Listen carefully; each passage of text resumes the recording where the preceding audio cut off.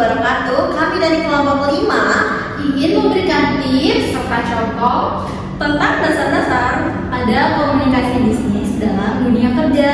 Perkenalkan, nama saya Cindy Agustin Aulia. Saya Viola ini. Saya Siti Nur Haziza. Saya Zekita Zahra. Saya Wafa Masila. Selamat menyaksikan. Hai teman-teman, pada video kali ini kami akan menjelaskan apa itu komunikasi bisnis. Komunikasi bisnis merupakan penyampaian informasi yang dilakukan untuk baik pekerjaan ataupun juga organisasi. Nah, komunikasi yang baik sangat penting karena dapat membantu kerjasama tim, terus juga tidak ada kesalahpahaman atau miskomunikasi. Dalam video ini juga kami akan menjelaskan 4 dasar-dasar komunikasi bisnis dalam bekerja. Yang pertama, unsur-unsur komunikasi bisnis. Yang kedua, ada kendala komunikasi bisnis. Yang ketiga, ada komunikasi antar pribadi. Yang keempat, ada komunikasi antar organisasi. Pertama, unsur-unsur komunikasi. Unsur-unsur komunikasi dibagi menjadi 5. Yang pertama, komunikator. Komunikator adalah orang yang ingin menyampaikan pesan kepada audiensnya atau orang yang dituju. Yang kedua adalah isi pesan, yaitu informasi yang ingin diberikan komunikator terhadap audiensnya. Yang ketiga, ada media atau saluran komunikasi, yaitu saluran yang digunakan. Contohnya, face to face atau obrolan secara langsung, yang kedua melalui email, dan yang ketiga melalui media sosial. Lalu yang keempat ada komunikan. Komunikan adalah orang yang menerima pesan dari komunikator. Dan yang terakhir 5 adalah umpan balik. Umpan balik adalah respon dari sang penerima pesan. Contohnya adalah manajer yang memberikan tugas kepada karyawannya melalui email.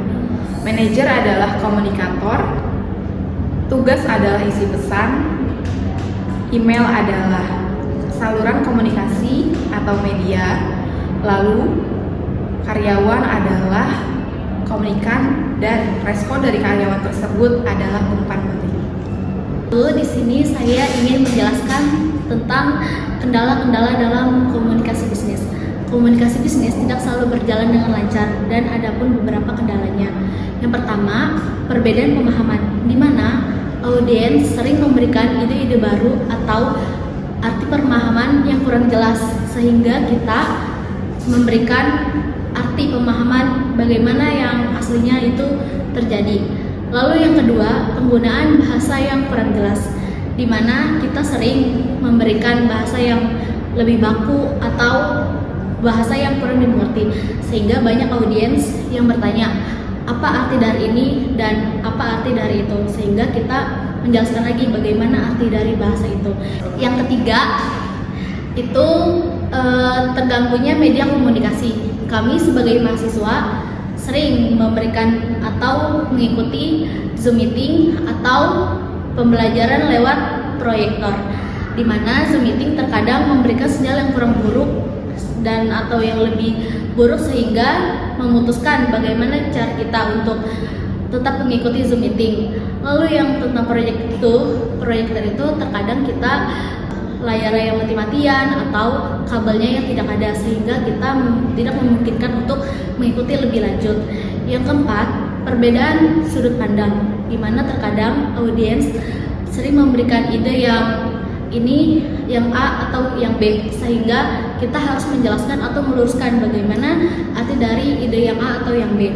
Terus di sini kita sebagai mahasiswa menjelaskan bagaimana cara memberikan komunikasi yang baik atau komunikasi bisnis. Dalam bisnis itu kita tidak bisa untuk memberikan sedikit-sedikit bagaimana tentang komunikasi itu, sehingga kita menjelaskan lagi atau meluruskan tentang komunikasi bisnis, sehingga komunikasi bisnis tetap berjalan dengan lancar dan balance.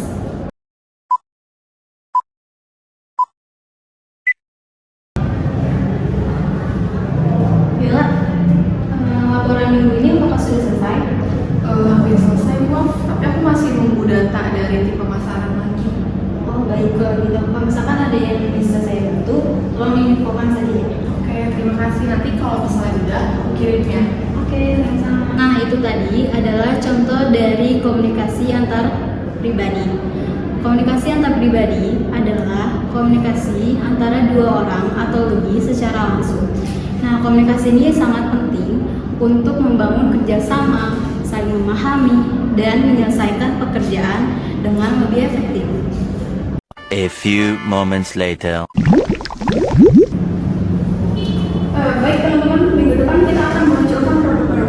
Saya harap setiap tim sudah menyiapkan tugas-tugasnya masing-masing.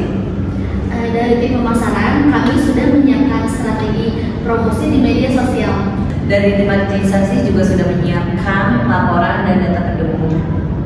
Bagus, mari kita bekerja sama agar produk peluncuran baru ini berjalan dengan lancar. Semangat!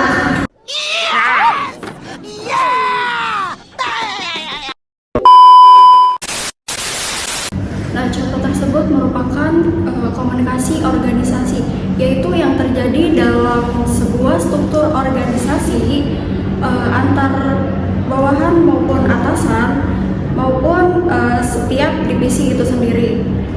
Komunikasi organisasi sangat penting untuk mengkoordinasikan pekerjaan agar tercapai dengan sukses. Oke, baik. Dari video tersebut sudah kami jelaskan terkait dengan komunikasi bisnis. Saya Haziza, Saya Viola, Saya Cindy, saya Zevita. saya Wafa. dan